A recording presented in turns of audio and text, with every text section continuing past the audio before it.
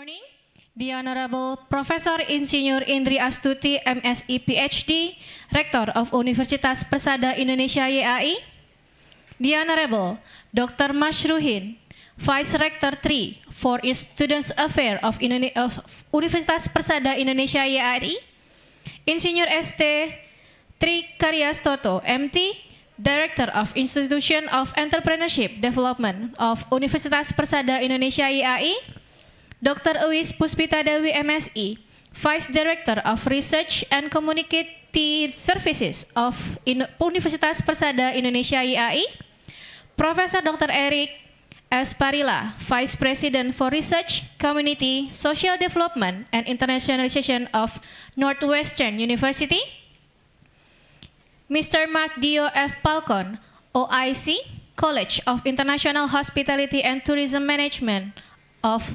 Northwestern University, Mr. Romes S. Jerson, College of International Hospitality and Tourism Management of Northwestern University, respected moderators, distinguished faculty members, colleges, and dear students.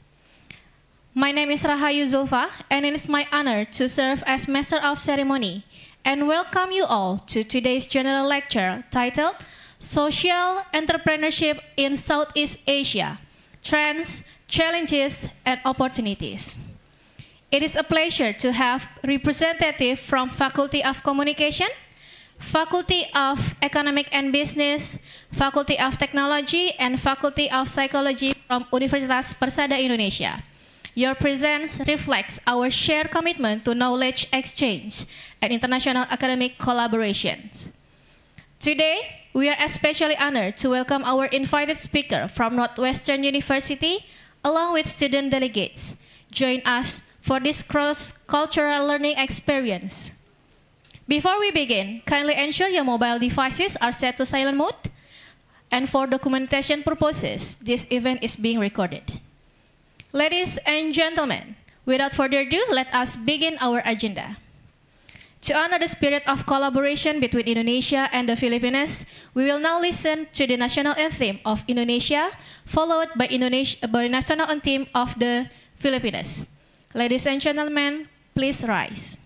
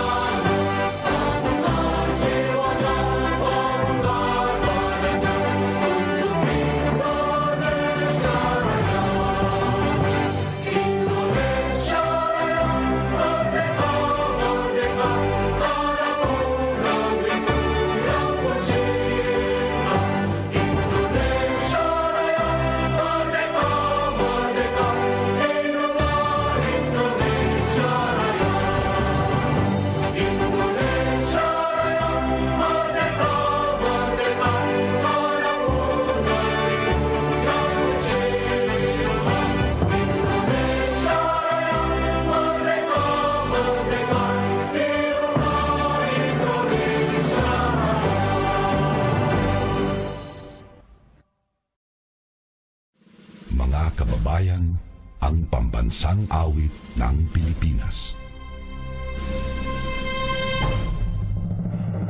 Kayang magiliw, kailasan silanganan, alam ng puso, sa titik mo'y buhay. Lupang hinirang, tuyagan ang magiting, sa mandulupin, di ka pasisigil, sa nagalang tutok sa simoy at sa langit ng bagaw, ay hinatang tudlakaw.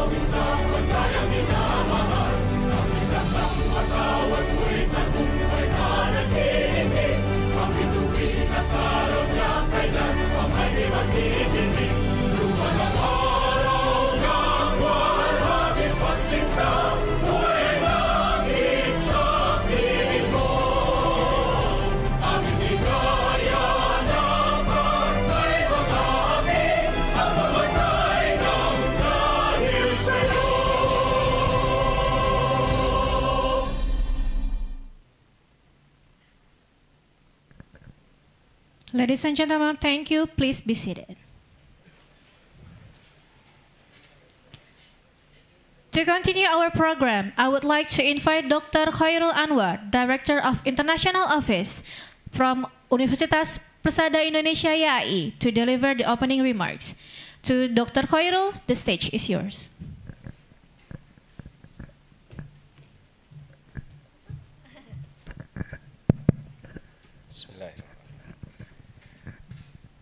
Good morning, ladies and gentlemen. Today is a very nice day, and for several days of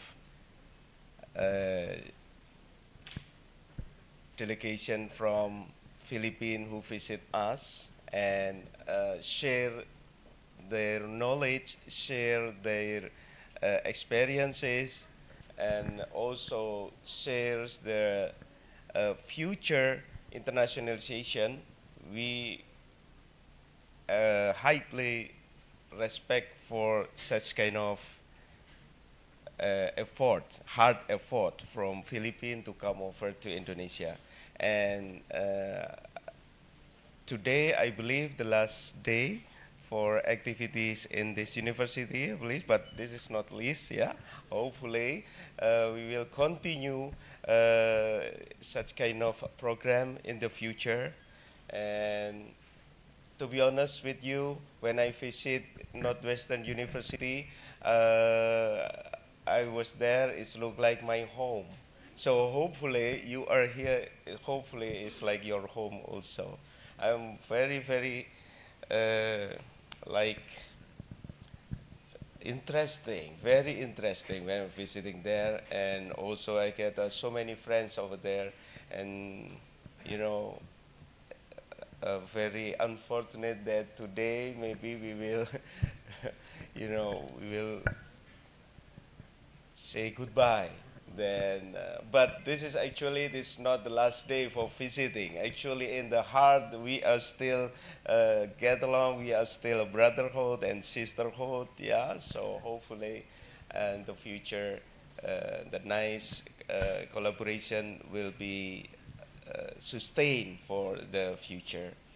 And also, please, would you please to say my greeting to my best friend?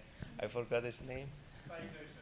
Yeah, Mr. Spider. Yeah, I really hope he will be coming here. Yeah, I would like to drive around, yeah, around Jakarta for him. Mr. Spider is very nice. Yeah.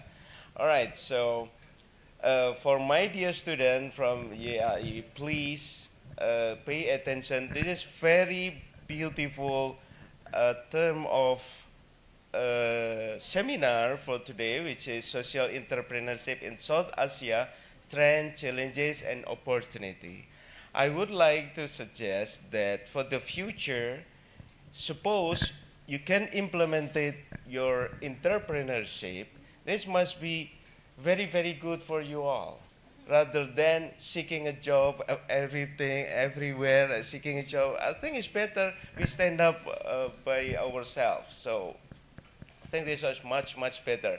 Yeah, I think it's good to become the captain in your own vehicle, I believe. Yeah, rather than you are seeking a job. So please pay attention what Mr. Professor Eric Spralila would say this morning.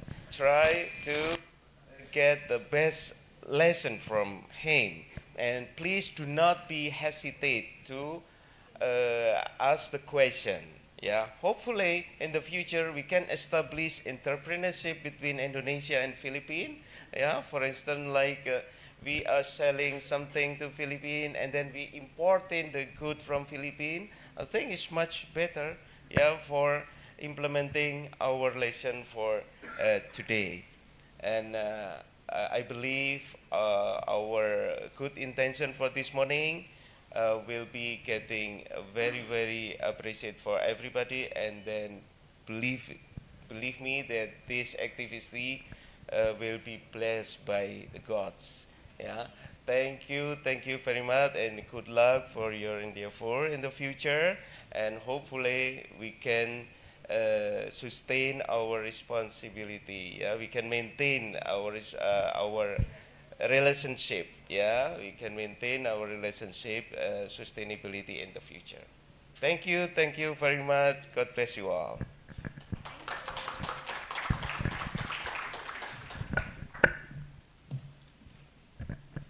All right. Thank you, Dr. Khairul, for the meaningful and encouraging message.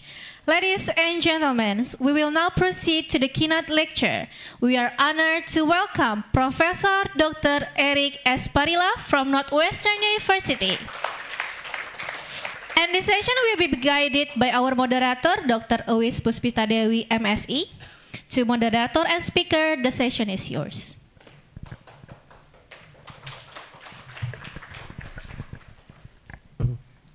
Hello, good morning. Magandang umaga. In Ilocano, because we have a different dialect in Ilocos, naimbag nga bigat. Bigat yung amin estudyante. So, right now, my discussion is all about what is social entrepreneurship. That is totally different from yesterday or 2 days ago, which I talk AI. This is more of near my heart because I've been lecturing. I've been going around Indonesia, Vietnam, Thailand, Japan, New Zealand, just to lecture social entrepreneurship because in Northwestern University, that is our advocacy to develop and help social enterprises, not only the Philippines but also in Southeast Asia, and right now we have a collaboration in New Zealand and Japan. So I would like you to ask questions if the definition of social entrepreneurship is very, very vague.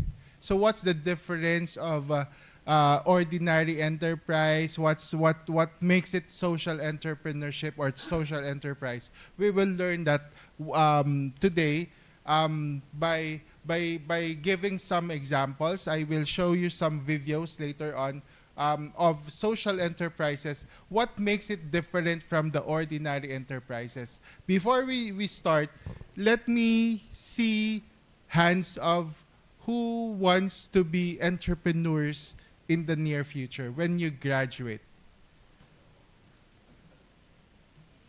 Anyone? None? You are job seekers?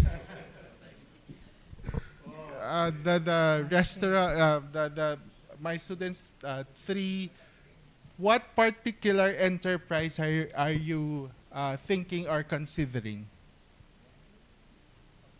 What business? So, retail. Oh, so you'll sell what? Particularly what? Clothes.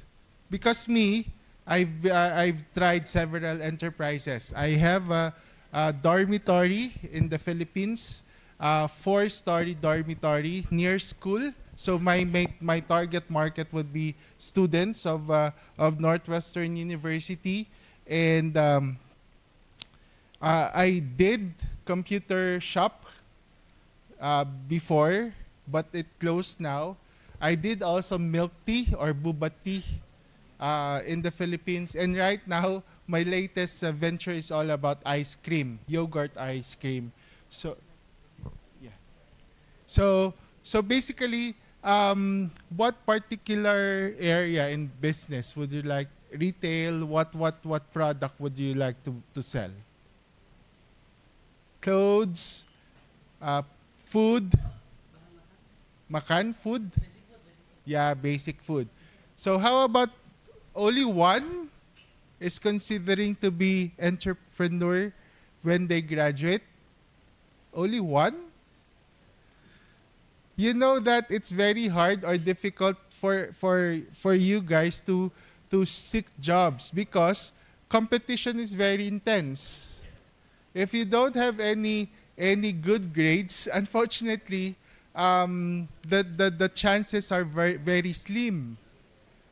Not unless if you know the CEO or the owner of the organization you're applying, then there's no problem. But being an entrepreneur is basically one of the options that you have after graduation. Whatever course you have, whether that's in business, in hospitality, in engineering, you can consider to become entrepreneur. Especially during pandemic, all courses were into business. So you might consider having putting up a business. I know it's very risky. It's very risky. If you have my advice, my personal advice, if I were you, aside from considering putting up a business, you consider also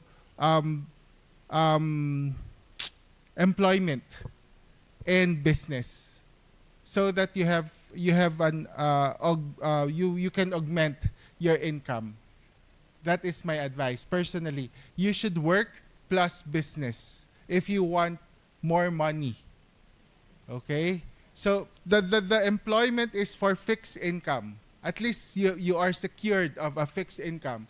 And the entrepreneur, or being an entrepreneur, that is an additional income, or that is to augment your income. Okay? So what is social entrepreneurship? But before we go to social entrepreneurship, I must discuss first the ordinary enterprise, or what is entrepreneurship.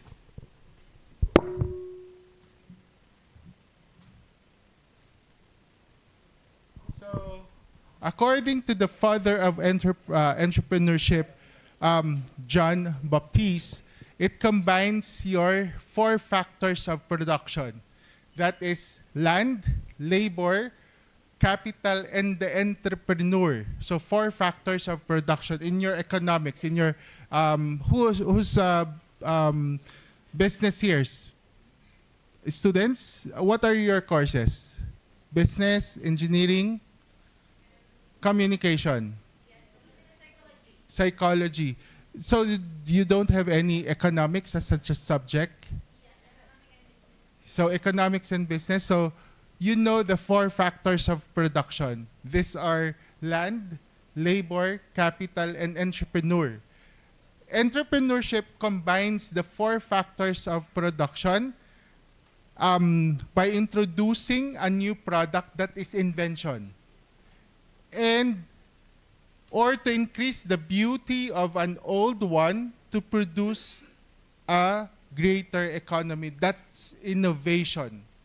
So basically, entrepreneurship is invention when you are trying to introduce new product, and invention when you are trying to add features to an existing product. So invention and innovation, that is the definition of John Baptiste, the father of entrepreneurship. And another one, according to Joseph Schumpeter, another guru of entrepreneurship, the ultimate source of innovation and technological change drives economies in nation. So, in that definition, innovation is also present. So basically, entrepreneurship is innovation. Okay? So, both definition emphasizes novelty or uniqueness, that is invention, and innovation. So, what's the difference of business and entrepreneurship? Okay? Because in business, we interchange that with the entrepreneurship. Some non-business students interchange business and entrepreneurship. That's two different terms. We in business, we know that, but some non-business students do not know the difference between business and entrepreneurship. So, the difference between business and entrepreneurship is that business, you are just selling and buying. Ordinary selling and buying. That's why a franchisee is not an entrepreneur. He is a businessman.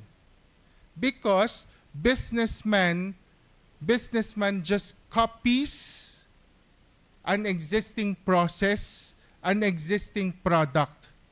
He is not the inventor or the innovator of that product or process. That is business, doing business. But when you do entrepreneurship, you innovate, you invent. So that's the main difference between business and entrepreneurship. In business, you are just administration of processes. But in entrepreneurship, you are inventing or innovating features of the product or process. That's the main difference. Therefore, entrepreneurship has the higher function of adding value to the economy through innovation. So that's why entrepreneurship has higher or has bigger scope than business. Okay? Entrepreneurship encompasses business because business is just buying and selling. Whereas in your entrepreneurship, you are innovating or inventing new features in your product or process or service. You are not just selling products or services. So innovation, what is innovation? It refers to creating or introducing new ideas, products, services, processes, or methods that bring about significant improvements or advancement in various fields. For example, the health industry. What's the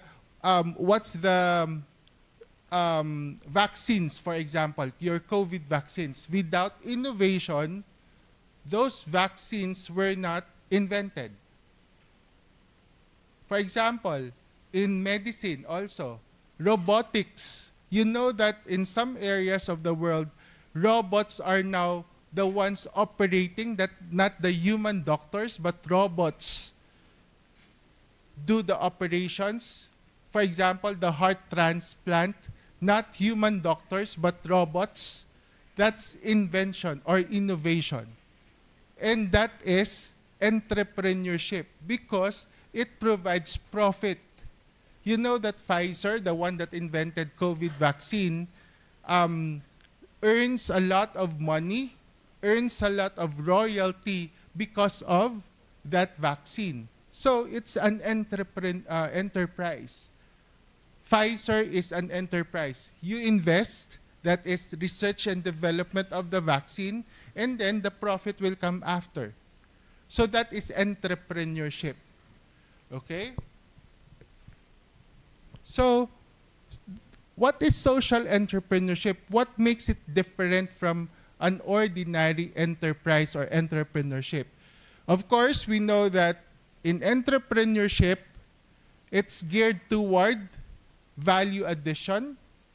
Because of these inventions, because of this innovation, you add value to the economy. That is entrepreneurship. And also, entrepreneurship is all about innovation. So you invent, you create new features, you innovate. That is innovation. That is entrepreneurship. And the last component that makes it social enterprise or social entrepreneurship is the social issues, the inclusion of social issues. Okay? The inclusion or the addition of having a social mission. Not only profit, but you have a social mission in mind. Actually, social entrepreneurship or social enterprises think of the social mission first before the profit. let's see two examples of your social entrepreneurship.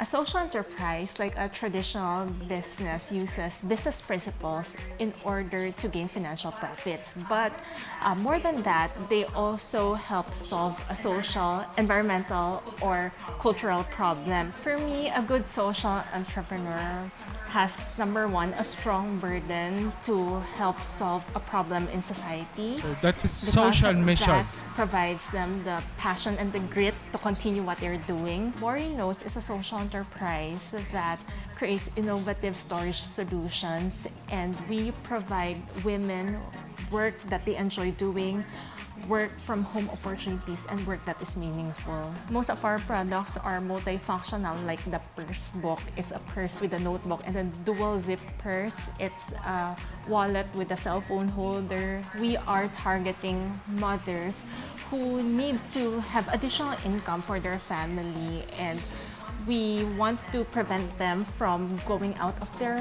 home, leaving the country to be OFWs or house help in order to be there for their family. One of the most difficult parts of being in a social enterprise is that sometimes you might spread yourself too thinly, because not only do you invest your energies and your funding in the business operations, but you also need to invest in building the community as well. I think primarily that keeps me going is the God who has led me here. That's why the name Mori, which means God is my teacher in Hebrew, because I believe that He was the one who placed me here, and He has been equipping me with all the resources and all the network that has enabled me to continue in this business and sustain this business.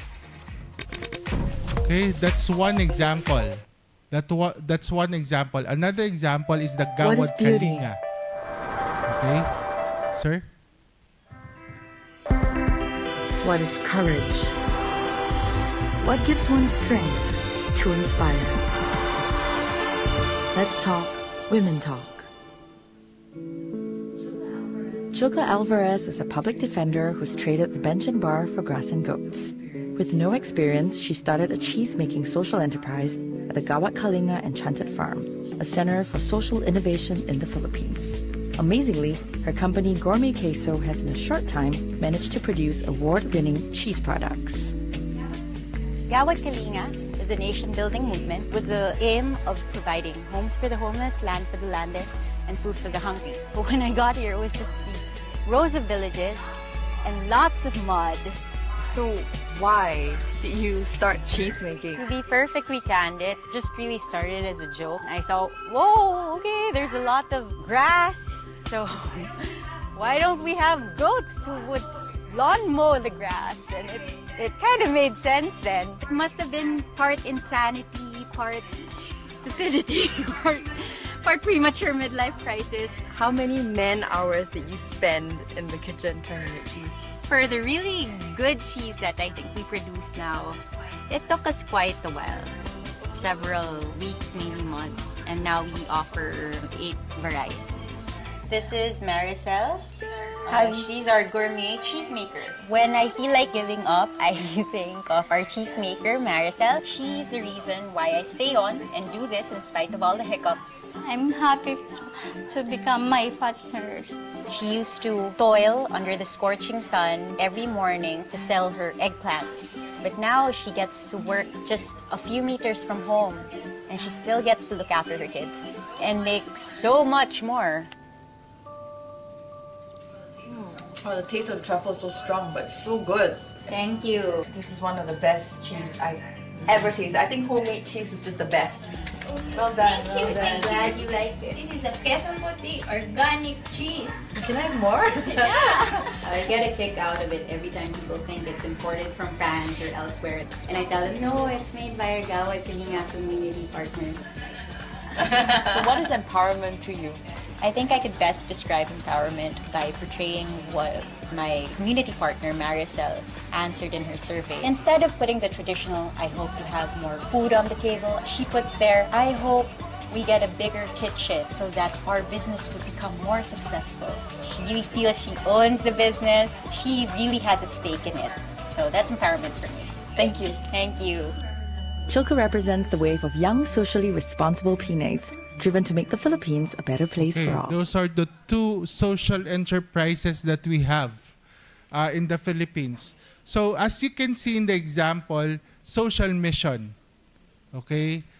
You think first of your social mission. For example, the first video stated that their employees are the low-income families because they wanted to help those low-income families to have to augment their income. So that's the social mission that they have.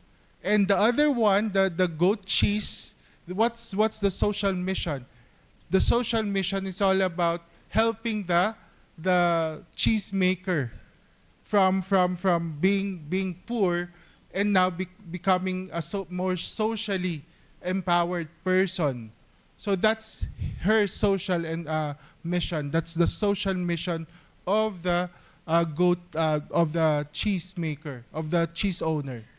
Okay, so that is the difference between an ordinary enterprise or entrepreneurship from social entrepreneurship. You think first of your social mission.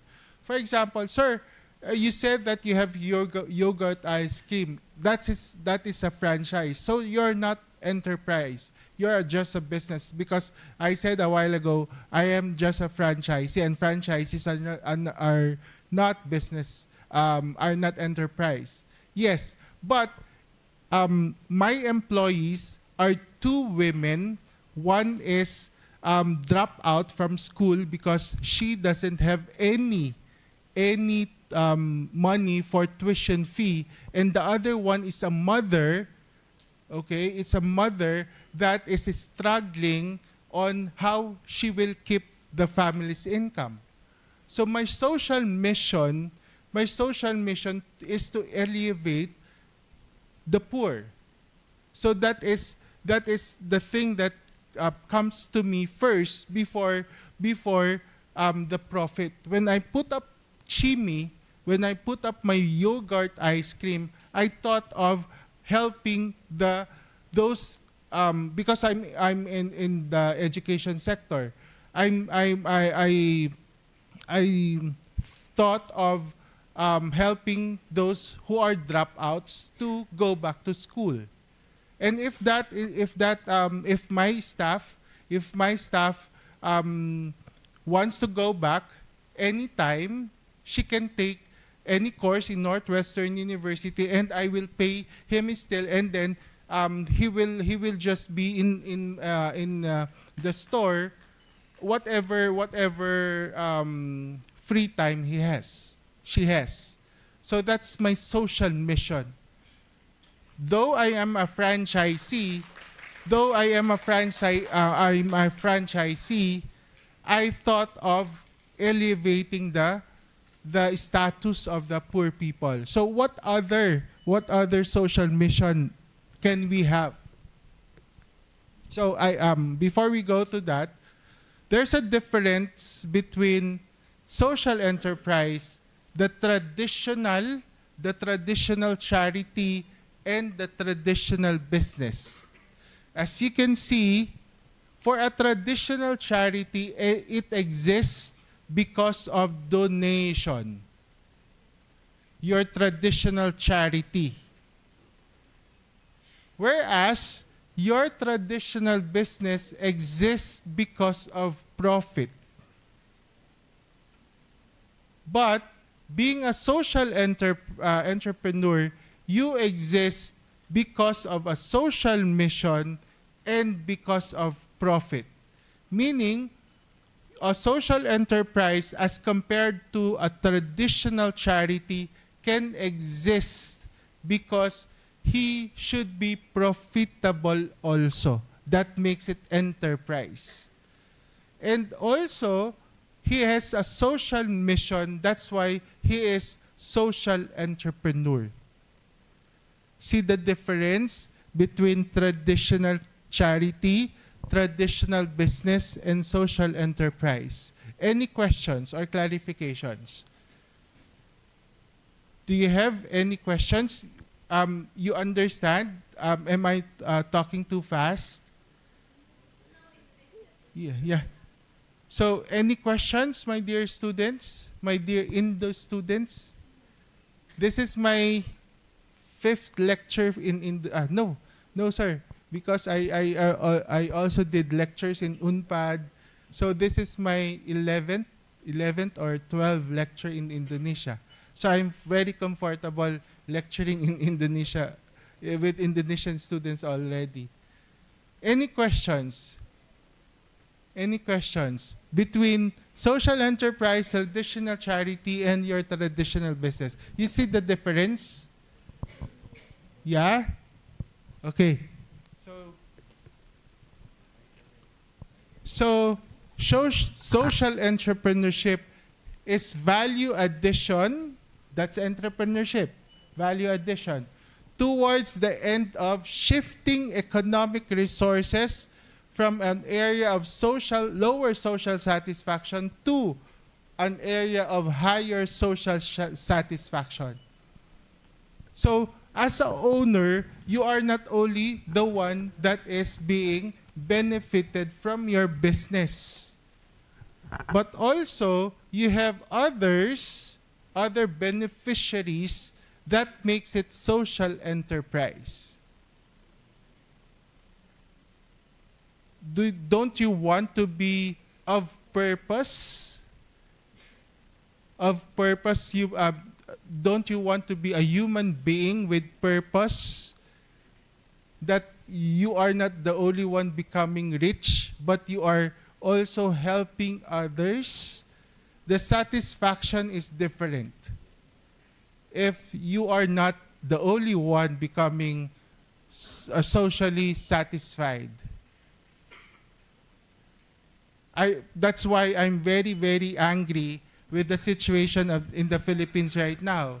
Corruption. I don't know what's the conscience of these people who are corrupting the money of the government. I don't know what's the conscience, because 250 million pesos in just one day. Sir, also the same in Indonesia, but worse in the Philippines, I believe. The president, the vice president, the senators, the cabinet members are all involved in corruption. So that's why, what's the conscience? Where's their conscience? And no social satisfaction. Maybe they have because they have money, but I don't know what else do they have. Okay? So, where this social entrepreneurship starts, again, with social issues. And what are the social issues? We have people and planet. The triple bottom line.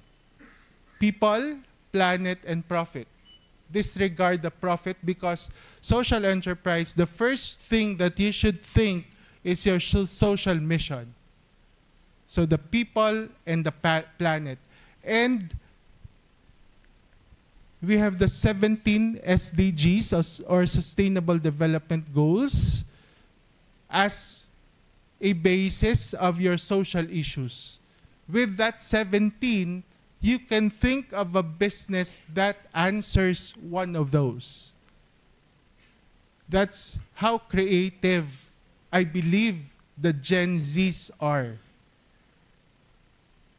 So, social sustainable development goals are no poverty, no hunger, good health and well-being, quality education. In some areas, you're very lucky here that we are in air-conditioned, comfortable room.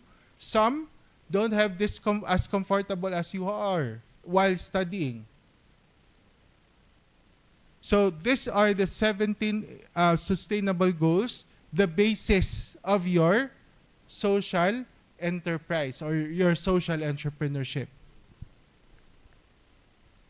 So, social mission comes from any of the social issues that we have. The 17 is the Sustainable Development Goals. So what's the difference of an entrepreneur and a social entrepreneur? Okay? The difference lies on your objective. Because the objective of an entrepreneur is to innovate things and gain profits. But a social enterprise or social entrepreneur, the goal is to to innovate, to solve your social issues, and then profit at the end. So profit is just a secondary mission. Sir, so you're telling us that we put up business that is not profitable? No. Social enterprise, you put up a social enterprise, again, it's like coming up with an ordinary enterprise. You do feasibility studies first. You do foot traffic first before you put up that business. Okay? That's the main difference, the goal.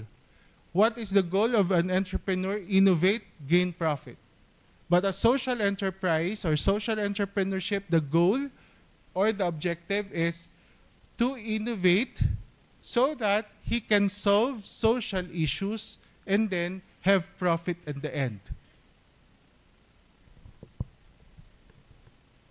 So these are the three principles in social enterprise. First, it must be an enterprise, meaning it should be profitable, feasible, and viable. That is the first. The second one, it must have purpose. It must purposely serve its social mission. Social mission. And the third and the most difficult one is this one. The majority of the benefits accrue to all chosen beneficiaries, not the entrepreneur. Not the entrepreneur. As you can see in the two examples that we have. All the majority of the benefits accrue to the beneficiaries, not the owner or the entrepreneur. That makes it difficult to put up a social enterprise. You should have a purpose.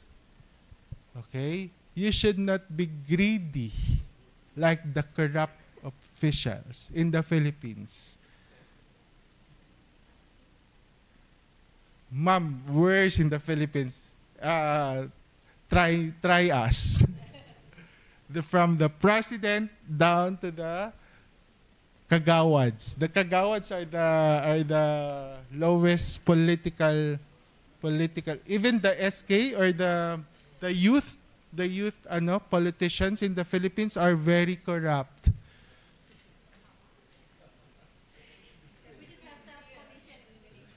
Yeah, what, ma'am? Yes, we have self-condition in Asia. Start from the president until the youth organizations in university. Oh. Except, yes, sir.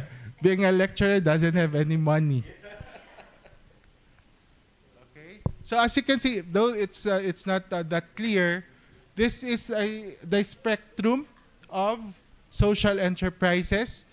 Those that red dots are the charity. Those orange, this one, 2, 3, 4, are social enterprises, and this is the traditional business. So the most common social enterprise here in Indonesia, let me emphasize that Indonesia has the highest number of social enterprises in Southeast Asia.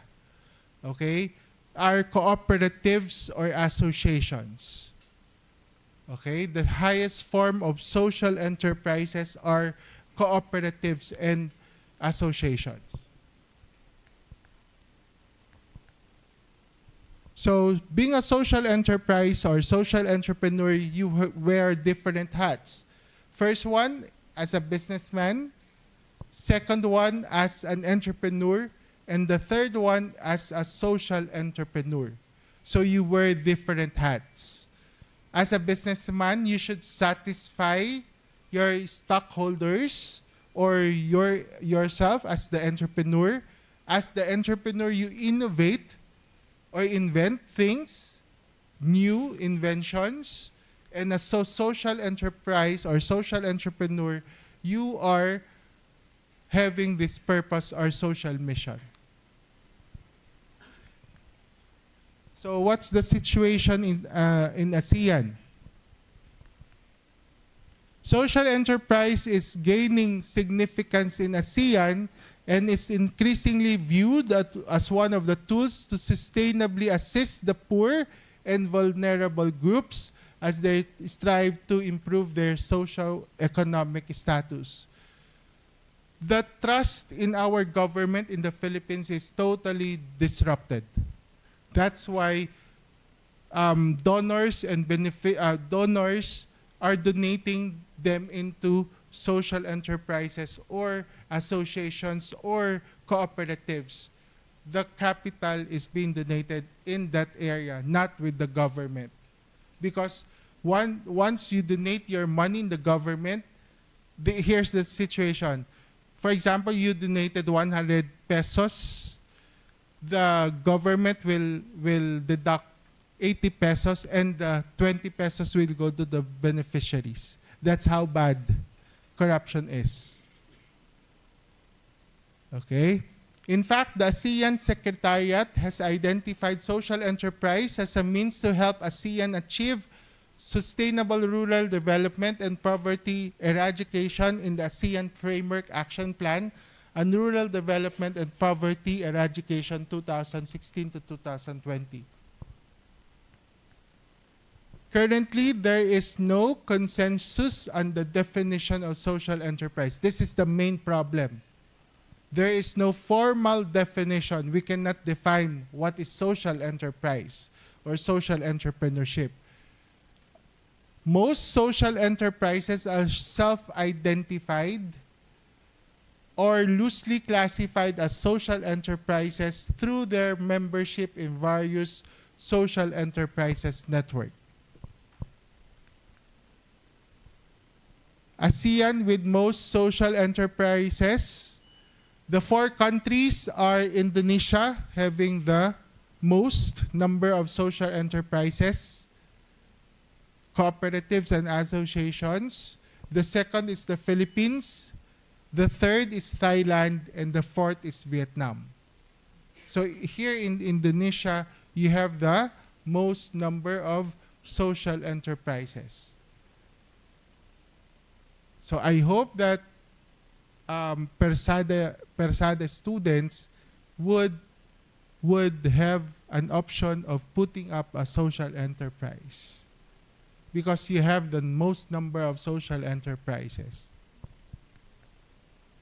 There are many social enterprise activities in agriculture in the countries like Indonesia, the Philippines, and Thailand compared to an urban economy like Singapore. Singapore doesn't have any social enterprise because they don't have corrupt officials.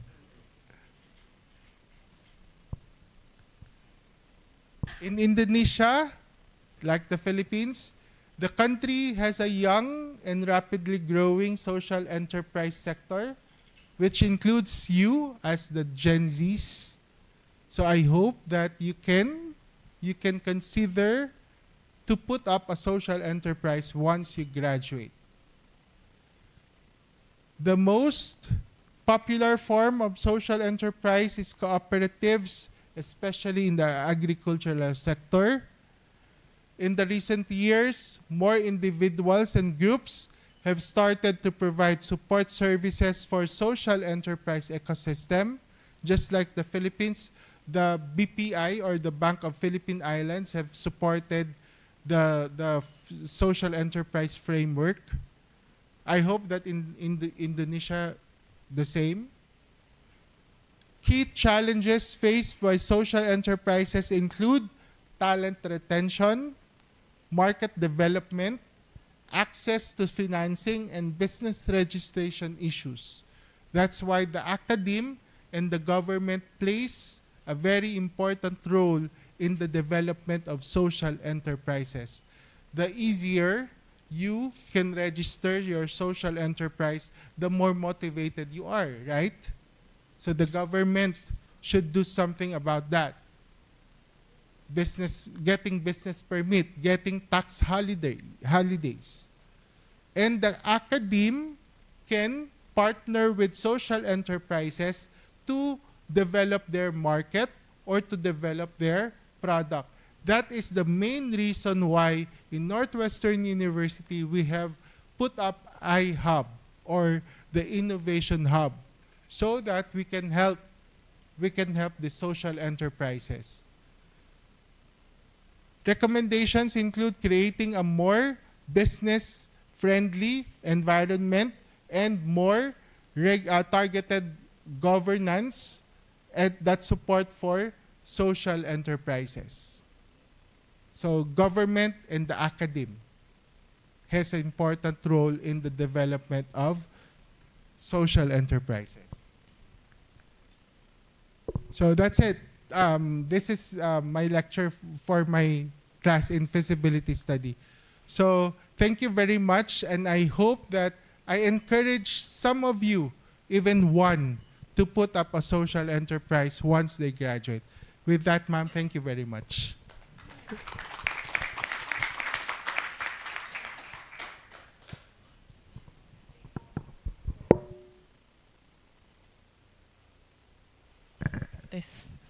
Thank you very much, Mr. Eric. Please give applause again for Mr. Eric. Yeah. Thank you very much for your presentation. I think it's very insightful. And Mr. Eric, in my institution, we have a vision and mission about entrepreneurship. And we have curriculum about entrepreneurship in 2 semesters. And I think it's very important that your presentation for our student.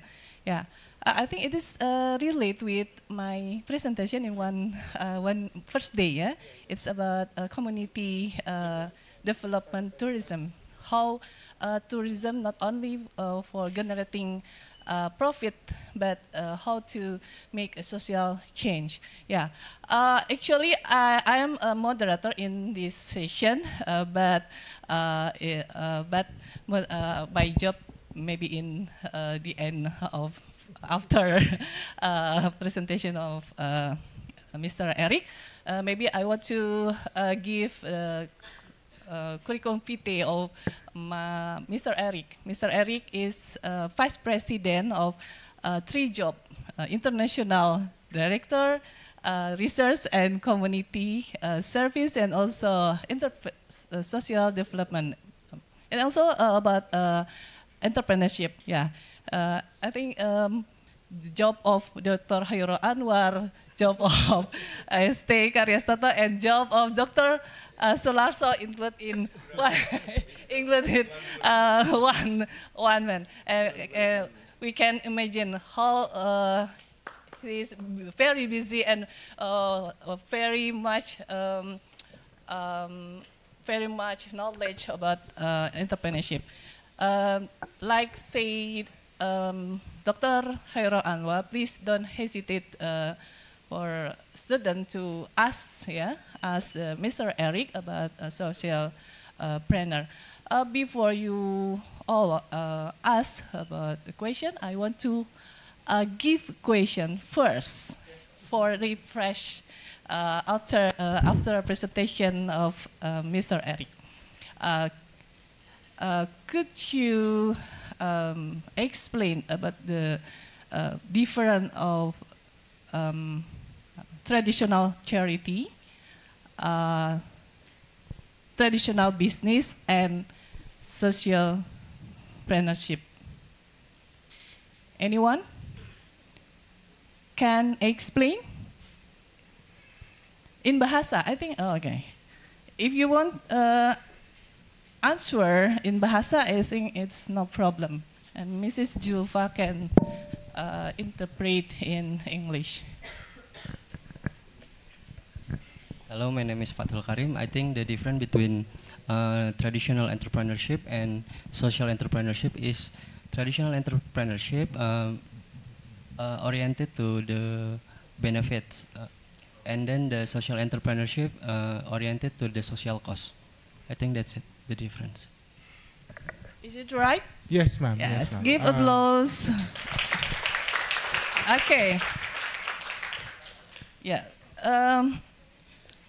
Is there question for the other student? In Bahasa. Maybe in Bahasa it's, yes, it's don't worry. I okay. have a translator here. Ya? Yes, silakan. Silakan, ayo. Pakai bahasa Indonesia boleh? Bahasa Indonesia nggak apa-apa. Iya. Bahasa Indonesia juga akan jadi bahasa internasional.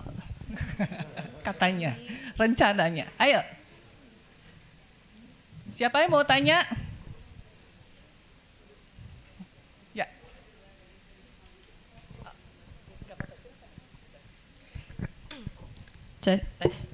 So, hello, Professor Dr. Eric. My name is Riri. So, I want to ask you about what do you think social entrepreneurship in the digital era, especially for Gen Z? Yeah. Thank you.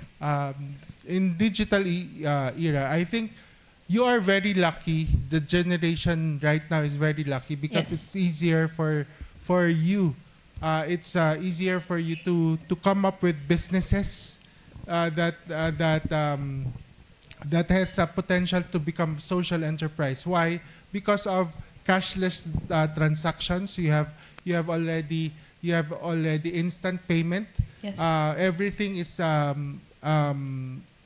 being adopted through technology. So that's why it's very, very easy for you to come up with businesses.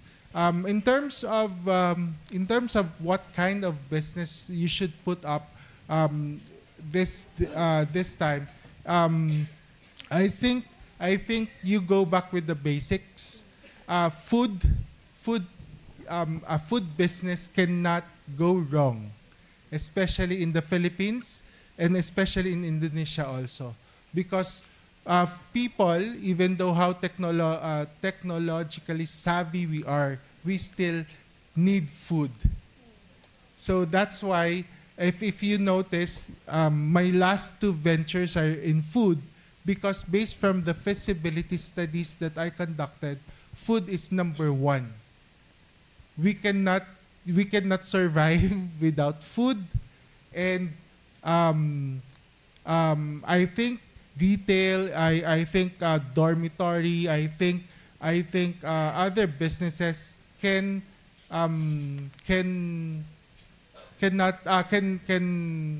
become bankrupt, but food, number one, cannot go wrong.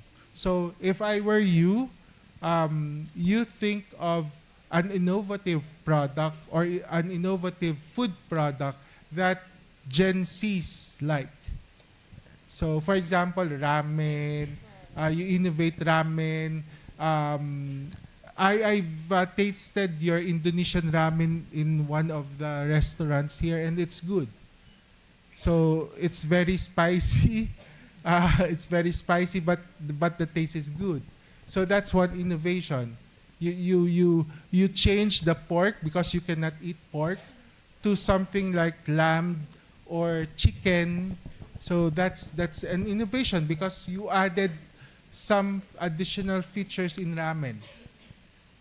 Okay, so all food, number one is food for me. Thank you, Professor Dr. Eric. Is the other question? Okay. Please introduce yourself, yeah?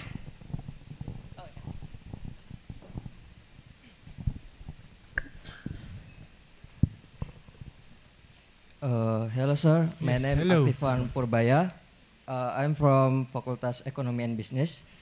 My question is, in your opinion, sir, in Philippines now, what social issues present opportunities for students to become social entrepreneur?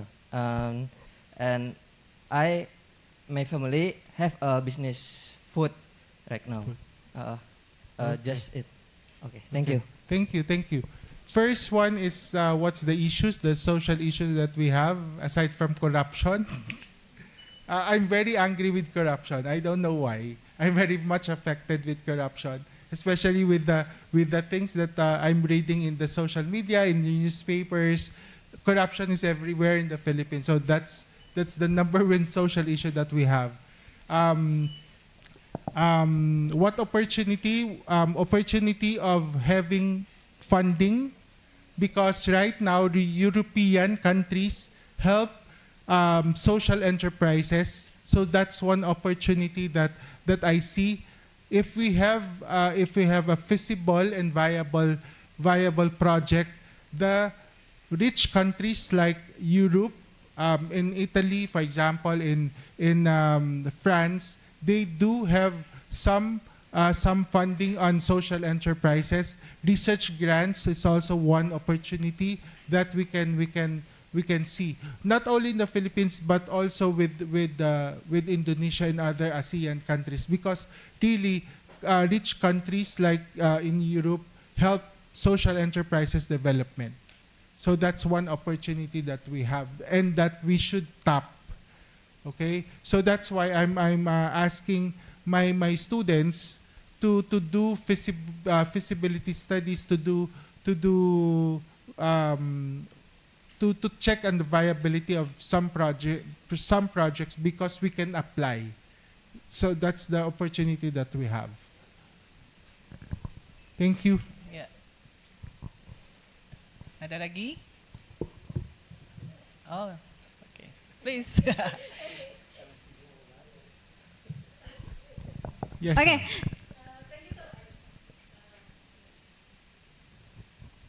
This. Okay, thank you so much, Mr. I'm from Faculty of Psychology. I would like to ask about, before I'm asking the question, I would like to tell the context first. Based on your presentation, you tell the definition of social entrepreneurship with clear, feasible, and actual product, like zero waste product. But this is what I observe in the entrepreneurship, youth entrepreneurship in Indonesia. Mostly they are like churn-based, community-based first, and then turn into business. For example, in Instagram, I saw about Sobat Healing. Their business is the purpose is their business is to gather people, and then to go to places or traveling, like that. They are started with 10 people, and now they are opening the registration for 200 people. Okay, what do you think about it? Is also defined as social entrepreneurship, where the product is not feasible. Okay, and how about if the end of the day they are selling merchandise? Is it also the product? What do you think about this? Thank you. Number one, ma'am, your question with regards to social enterprises which sells not feasible products. So the first component of the first principle of social enterprise, it should exist by its own, meaning it should earn profit in the first place. Okay? Yeah. You cannot be a social enterprise if you don't have any feasible products to sell. Even if for services, I mean, if the services, they also have profit at the end. Means like the gap. That can be considered as a social enterprise. That's one of within the spectrum of social enterprise, ma'am. But if the product or the service is not profitable, if that not earning at the end of the day, that's not social enterprise. That's what we call charity, charitable institution. But if it's earning, it's earning at the end of the day, that's considered a social enterprise. That is considered as an association that earns profit via its activities. And that's within the spectrum of social enterprise. Yes, because nowadays, actually Gen Z is more likely to open the business based on service first, and then they're selling product. Yeah, I think so also, ma'am. Because Gen Zs are very innovative and creative. That's why they can come up with this different services. Okay, that's it. Thank you so much. Thank you. Is there a question again?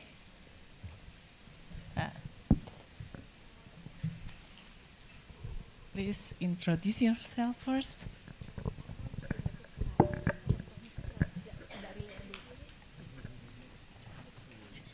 Halo. Halo. My name is Septiaria dari Faculty of Psychology? Teknik. Teknik, okay. How to establish initial capital?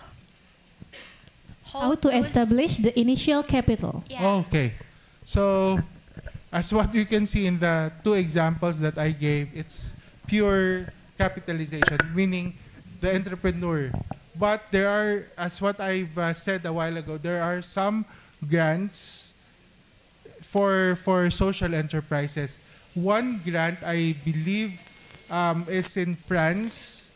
The other one is in Italy or some other European countries, ma'am and sirs. So basically, you can put up your own business using your own fund, or you can have grants.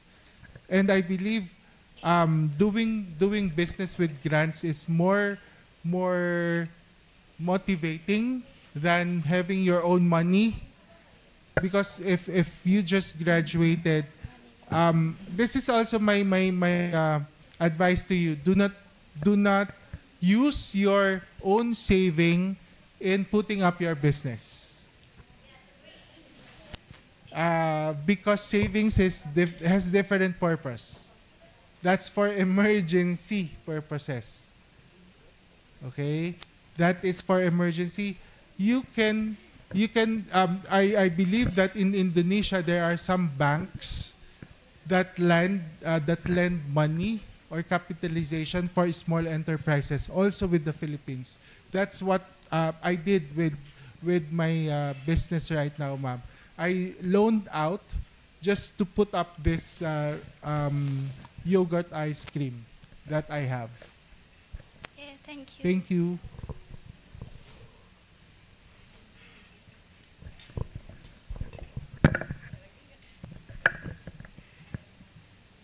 Any question? Yeah. Besides waiting the question from a student, I would like to ask you. I have two questions. The first question about in your first statement in first presentation, you say that your suggestion work and business can be done in one step. Yeah. How about the focus? Because sometimes if we work into a job, sometimes it's not success because we have to focus in one time.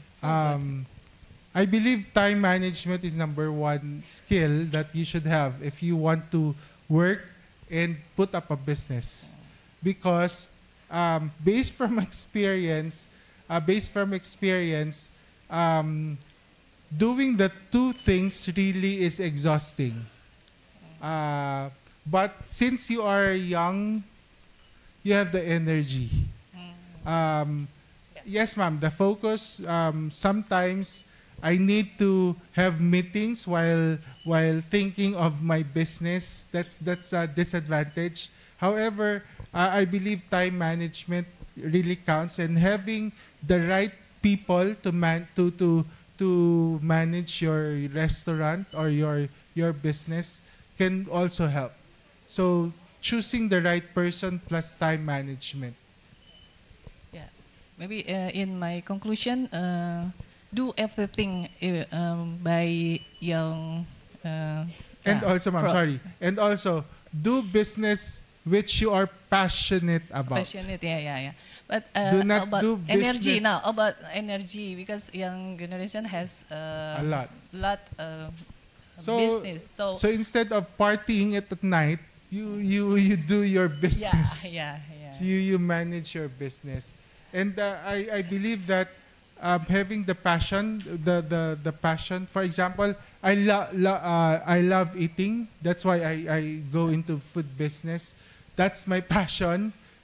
So put up a business which you are passionate about. Do not put up business, for example, because that's a family business, then you are required to manage that. That's a no-no. Without passion, I think your business will not develop. How about the risk management? Because sometimes people is very afraid to start business or make as an entrepreneur because afraid to get a risk. How about the risk? That's why, ma'am. That's why my advice to my dear students is do not use your savings or only money to put up a business. You loan out. You loan out because there are some banks who gives you loans as a startup.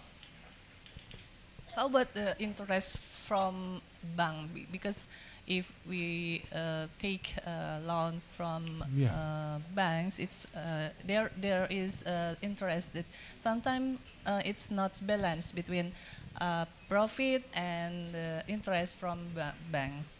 Yeah, that's why, ma'am. I believe that in the Philippines, for example, the interest rate is around 5% to 6%.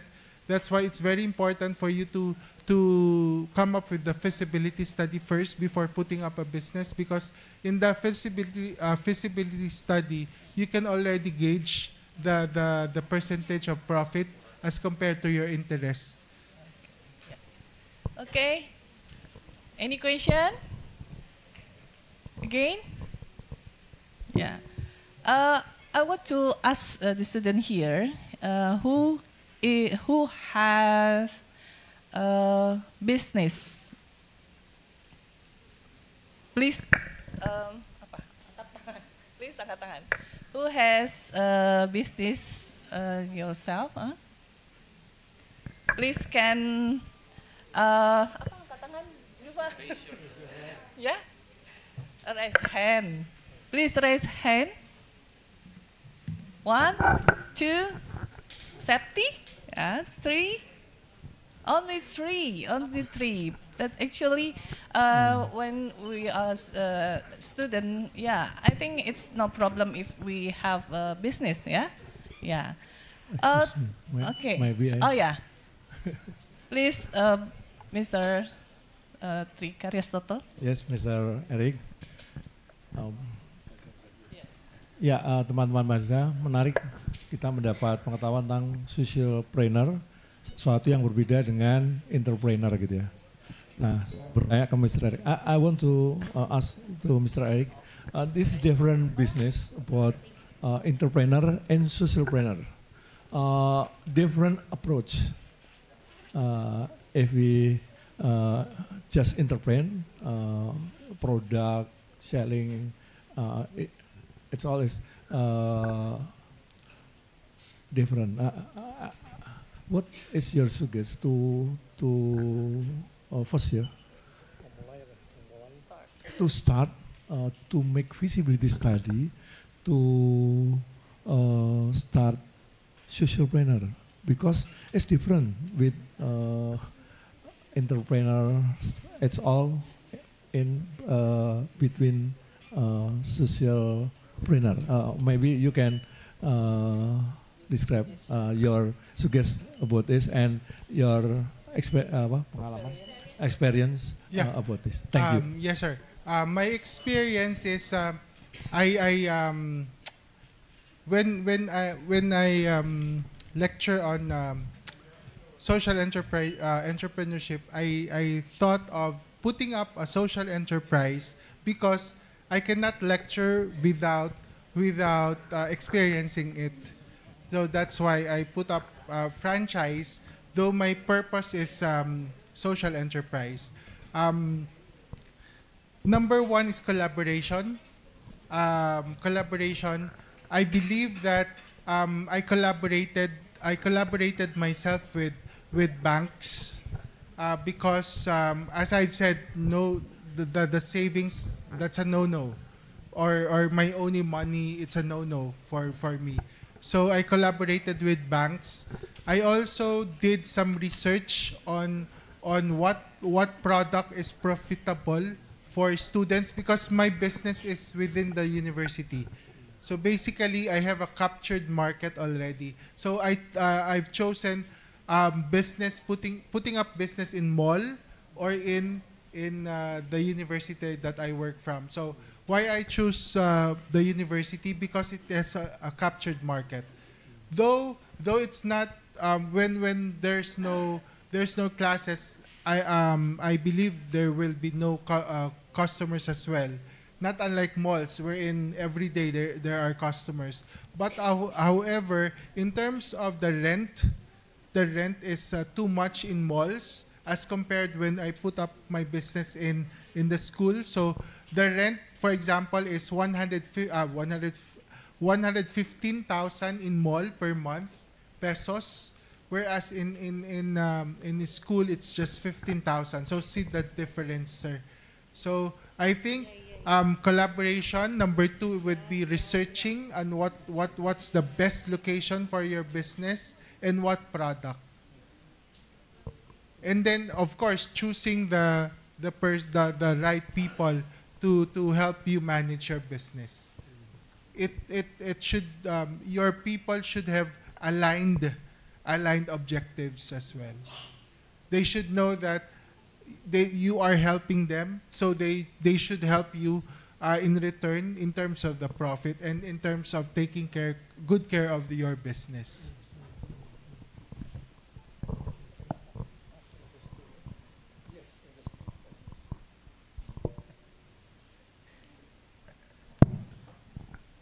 Oke, thank you.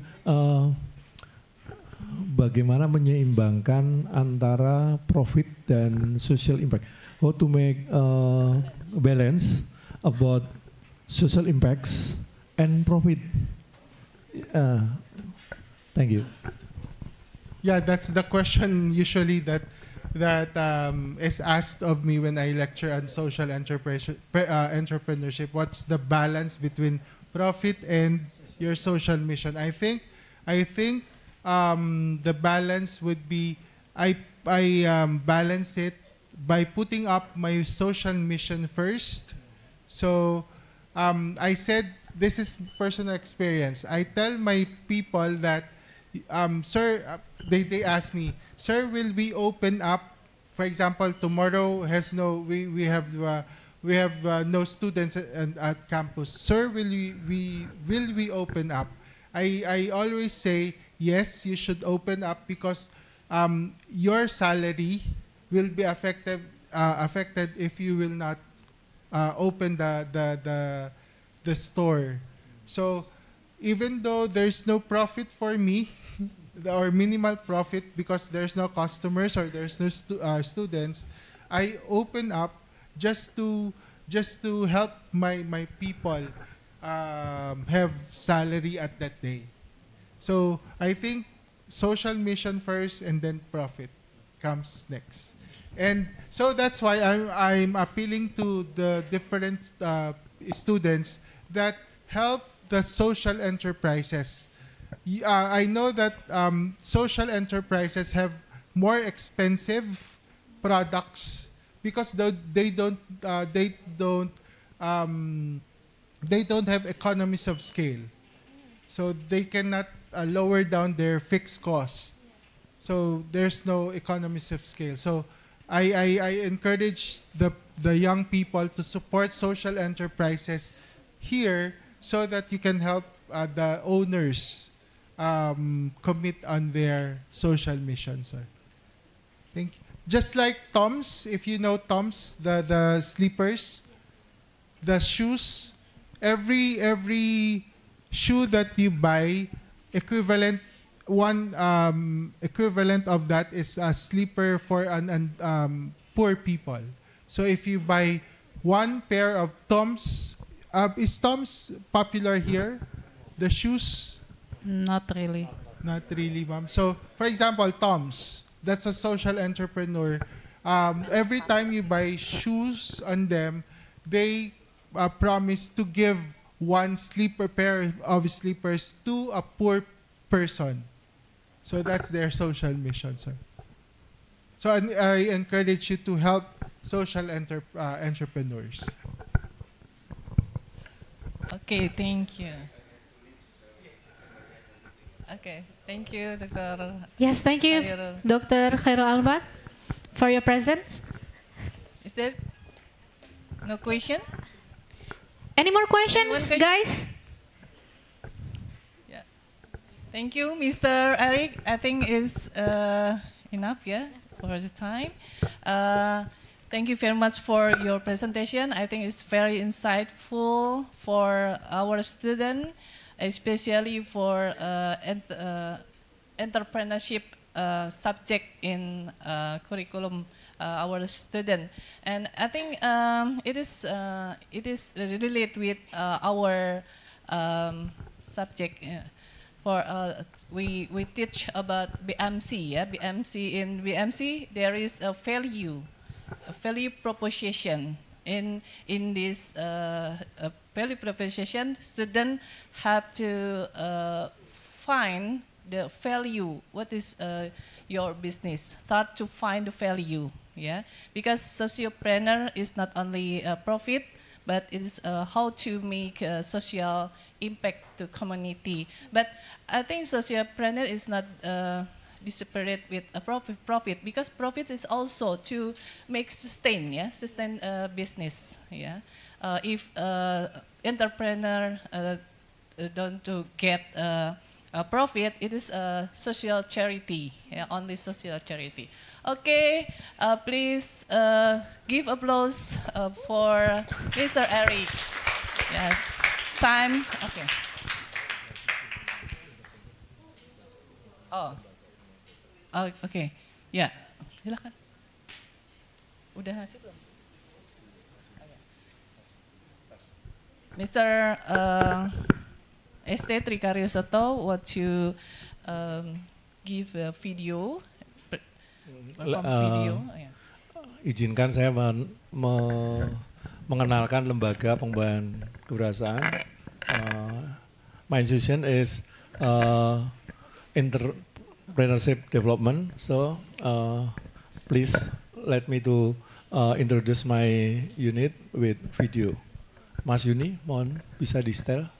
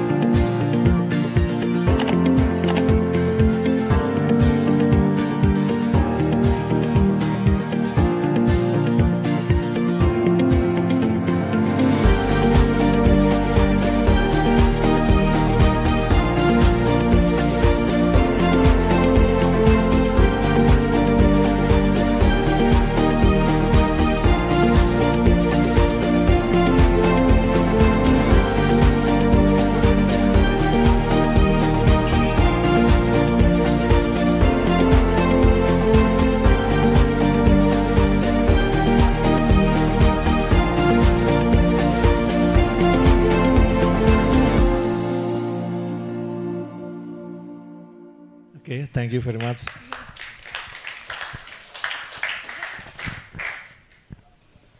Alright, thank you very much for Pak ST for introducing the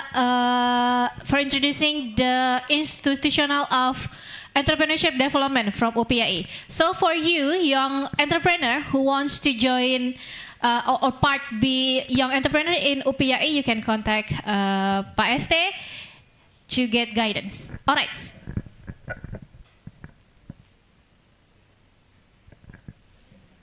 Okay, thank you so much for Ibu Ais Puspita Dewi MSI as moderator, and also Professor Dr. Eric S. Parilan as a today's speaker for an engaging discussion. Okay, next we will now proceed with the certificate presentation session. Hard copy certificate will be presented to Professor Dr. Eric and for Northwestern University delegates. And e-certificate will be later to distribute to UPIAE students. Okay. We kindly invite the speakers and delegates to come forward. And following this, we will have a group sessions. The certificate for Northwestern University of Philippines will be given by Pak Insinyur ST I'm sorry, Trikarya Soto MT as Director for Institution of Entrepreneurship Development of Universitas Persada Indonesia. Please, the first ones will be given to Professor, for delegates from University of Western University, please come forward and then pick one line.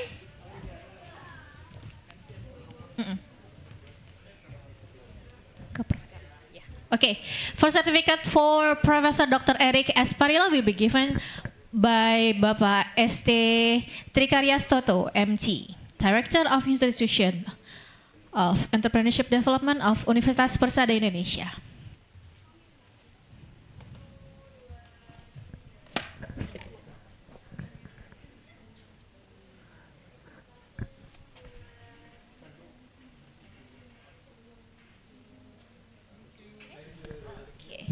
Thank you so much, Pak ST and Professor Eric. And the rest of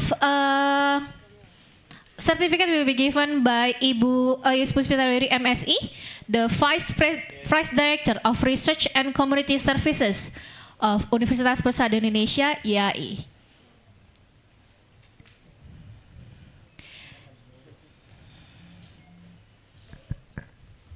Yes?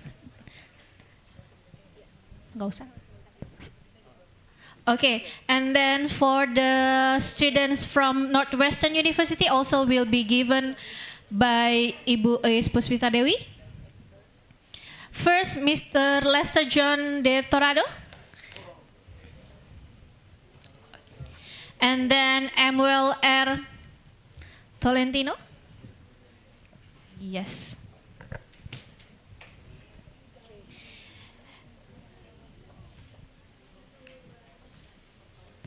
And the next one, J.N.D. Dula. I'm really sorry first if I have wrong pronunciation.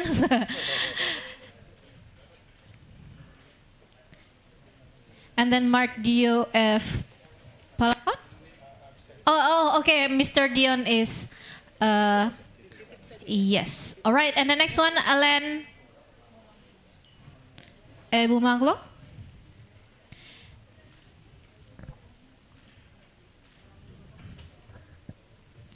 And the next one, Joyce D.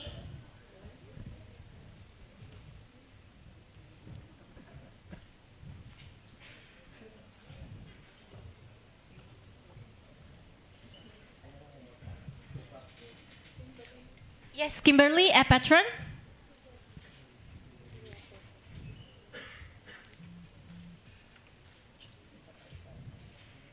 And then was for Jamie. Jamie, there? All right. Okay. Oh, performance. Okay. Yes. Okay. And then we will have a photo session with. Oh, Prof. Iya. Pak Dokter, silakan. We take photo together with Bu Ais and Pak ST, please.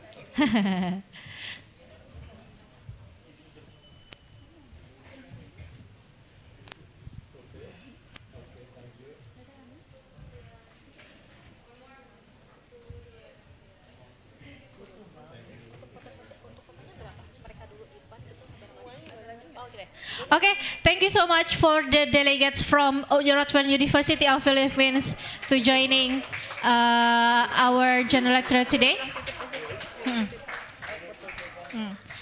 And next we have photo session with the delegates and also the lecturer from Northwestern University of Philippines. And the next we will have photo session with all students from Universitas Persada Indonesia. Good.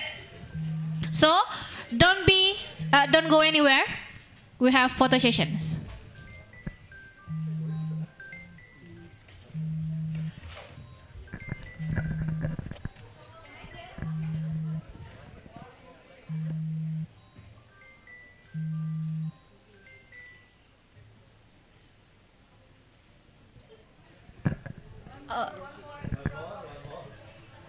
Okay, thank you. Please. And for all students from Universitas Persada Indonesia, we will have photo session. Please come to the center.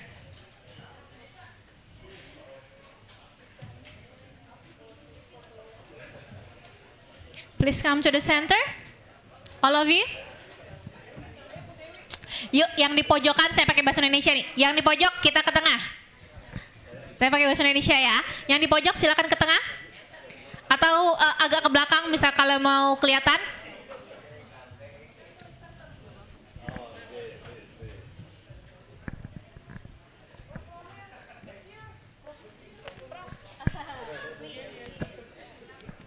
Sebentar, wait. Me too. I would like to do it. Mohon yang di pojok agak little bit space, please.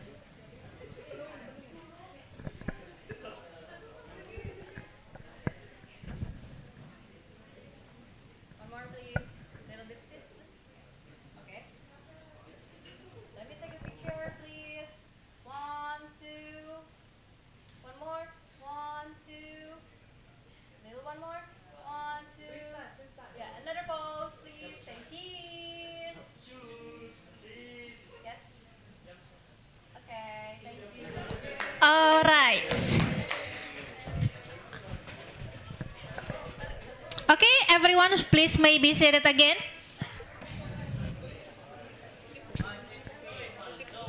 And the rest certificate from to Northern University will be given to the Professor Eric.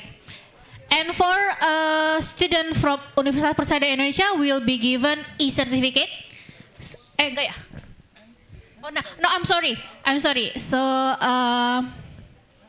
yeah, menyusul kita akan diskusikan. Alright, everyone. As we come to the end of this session, we express sincere appreciation to Professor Eric and for moderator Ibu Ais and distinguished guests and all participants for contributing to the success of this academic activity. May today's discussion strengthen academic network, encourage collaboration, and inspire impactful initiative in social entrepreneurships. Thank you so much for your presence and participation for all of you from Northern University of Philippines and also students from Universitas Persada Indonesia. I will close the session with Assalamualaikum warahmatullahi wabarakatuh. May be peace upon us all. Thank you.